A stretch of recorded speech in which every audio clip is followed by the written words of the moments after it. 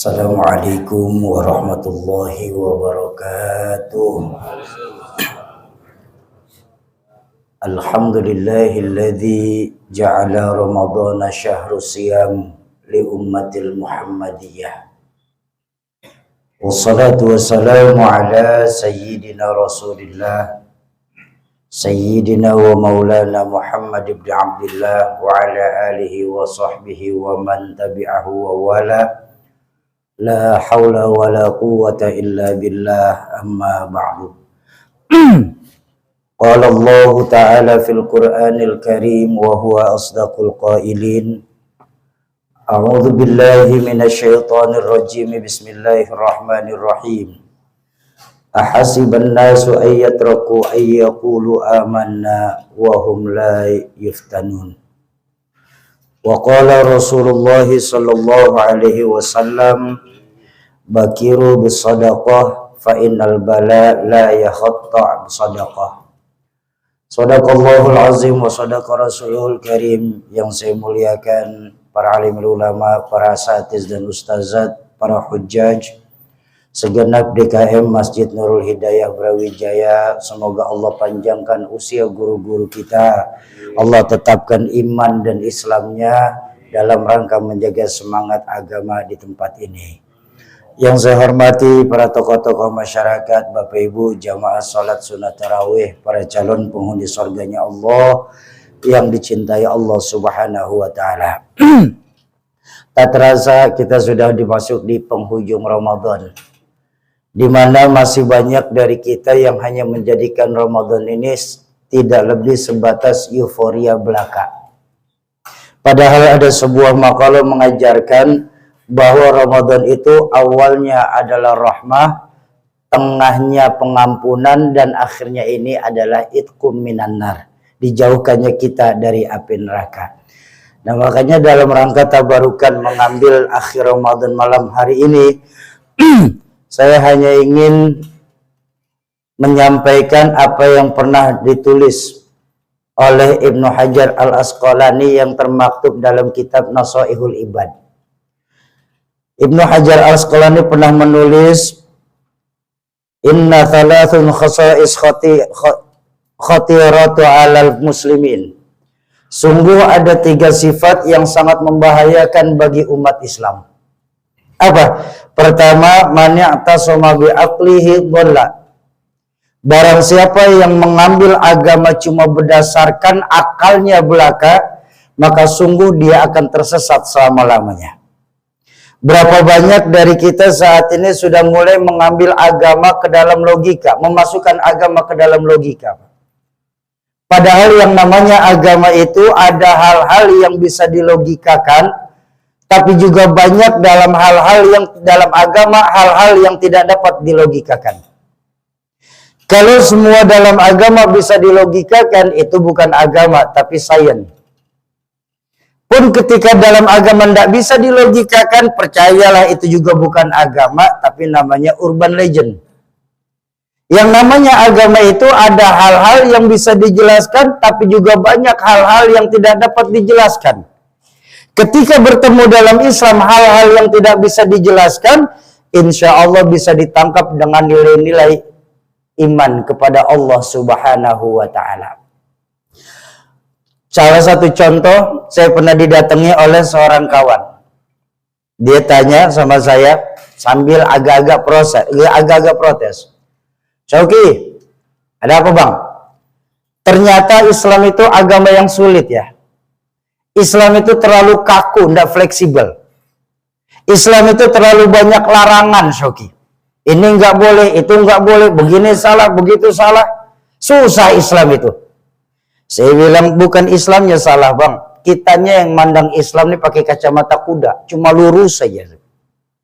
Lalu yang benar dalam Islam itu bang, Islam itu agama yang paling fleksibel buat saya sih. Contohnya Syauki, salat merupakan kewajiban yang paling utama buat kita umat Islam. Betul ya betul. Bahkan saking wajibnya salat ini Pak, kita punya hutang puasa bisa dilunasi dengan fidyah. Kita punya hutang nazar bisa ditunaikan anak cucu kita. Tapi ketika kita punya utang sholat, sampai di yaumil mahsyar pun tetap ada utangan sholat kita. Kaku. Sholat wajib selama kita masih bisa berpikir dan mengenal orang. Wajib hukumnya. Walaupun kita baru bangun dari koma, begitu bangun kita wajib. Tuh. Berapa banyak dari kita sekarang yang sudah pernah mengkodok sholat-sholat kita, Pak, yang ketinggalan? Sholat, sebaik-baiknya sholat berdiri. Betul? Tapi ketika nggak bisa berdiri, dikasih keringanan sama Allah, boleh duduk. Duduk nggak boleh, boleh berbaring. Berbaring nggak mampu, boleh dengan isyarah. Isyarah masih nggak sanggup, boleh dengan niat. Niat masih susah, boleh disolatin. Ya kalau niat saja sudah nggak mau ngapain lagi sudah. Islam itu agama yang mudah, Bang. Kitanya yang kadang-kadang mempersulit. Tapi kan Islam itu agama yang banyak larangan, Saudara. Abang salah melihatnya. Justru buat saya bilang, Islam itu hampir tidak ada larangan. Kalaupun ada larangan cuma satu dalam Islam. Apa? Yang dilarang sama Allah. Ya itulah Syauki, larangannya Allah banyak. Saya bilang coba sebutin apa larangannya Allah yang banyak. Dalam Islam gak boleh minum khamar, minum arak, minum tuak, minum bir. Saya bilang memangnya kenapa? Karena baginda Nabi mengajarkan al-khumru ummul khaba'is. Khamar itu biangnya kejahatan. Saya bilang abang salah melihatnya. Ini abang melihat karena dari logika saja, saya bilang. Tapi kalau dilihat dengan ilmu, justru buat saya, Bang, abang senang minum khamar? Senang, Soki. Silahkan dalam Islam. Kata siapa tidak boleh? Islam membolehkan kita minum khamar. Benar, Soki? Benar. Tapi nanti di dalam surga, bukan di Jakarta, Bang, minumnya. Duh, memangnya tadi dalam surga? Dalam surga di surah Muhammad sudah dijelaskan oleh Allah apa? Sungguh sungai yang mengalir di dalam surga nanti terdiri dari 3. Susu yang ketika kita minum tidak akan mampu mengenyangkan kita. Arak yang berapapun banyaknya kita minum tidak akan mampu memabukkan kita. Dan madu yang walaupun kita minum cuma sedikit, tapi Allah akan bikin kita sehat selama-lamanya.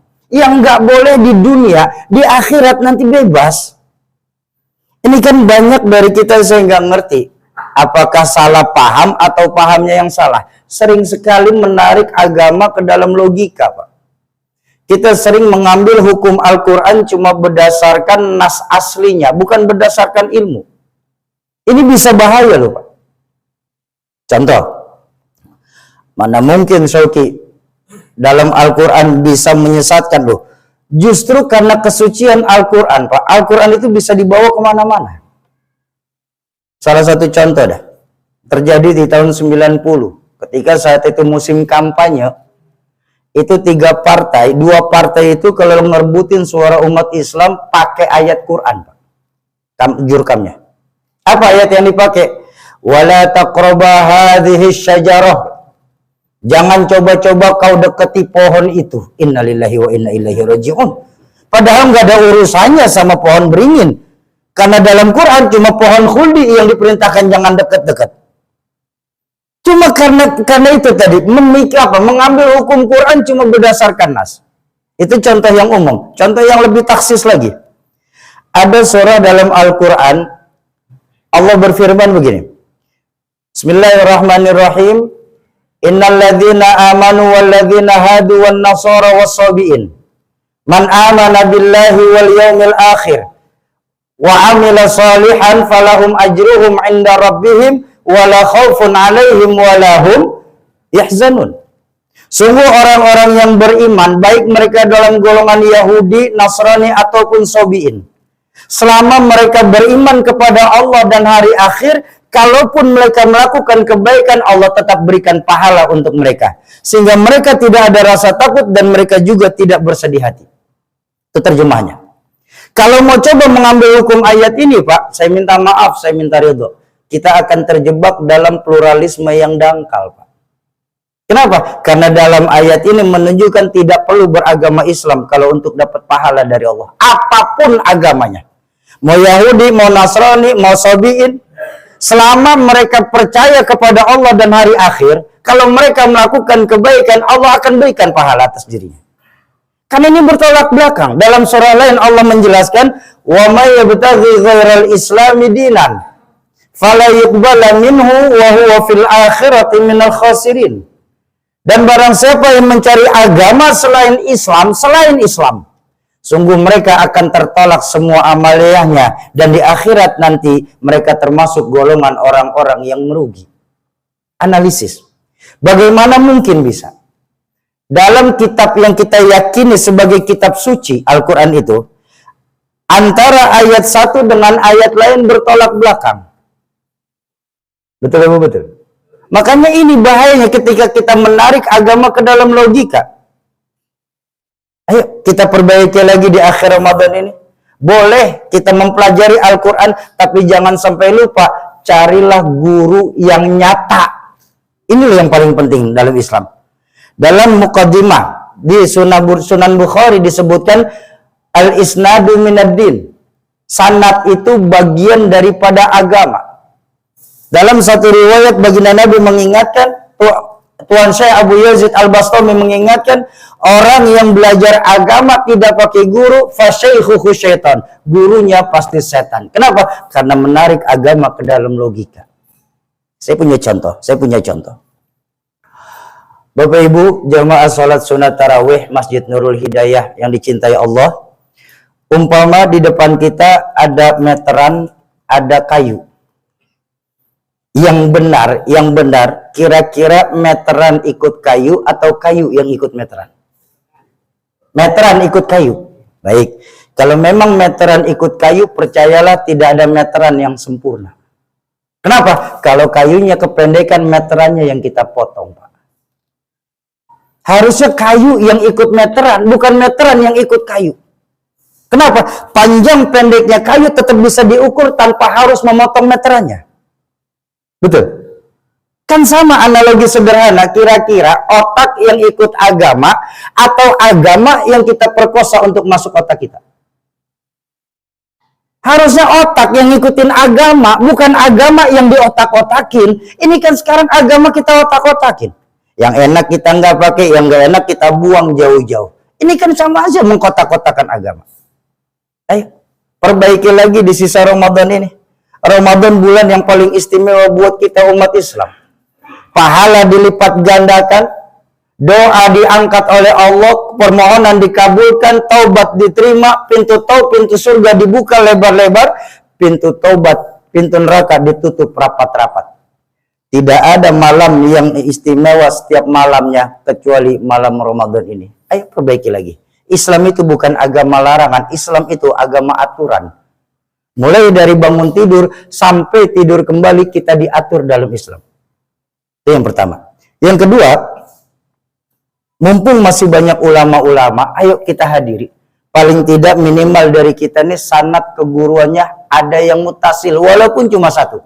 Entah itu mau dari fikihnya kah, entah itu mau dari Quran. Kenapa? Karena dalam satu riwayat hadis baginda Nabi bersabda, tidak akan pernah bergeser kaki seorang hamba kalau kita belum lulus, belum selesai dengan 3 pertanyaan. Tentang umur, tentang ilmu, tentang harta. Umur kau habiskan kemana? Ilmu kau dapat dari mana?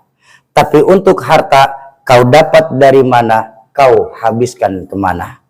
Makanya dalam Islam, amal yang tidak didasari dengan ilmu, maka dia akan tertolak. Dan ilmu pun yang tidak diamalkan, dia akan sia-sia adanya.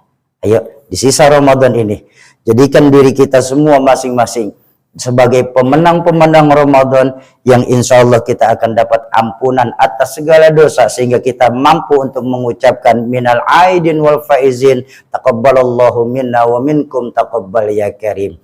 Mudah-mudahan sekelumit ini dapat bermanfaat khususnya untuk diri saya pribadi.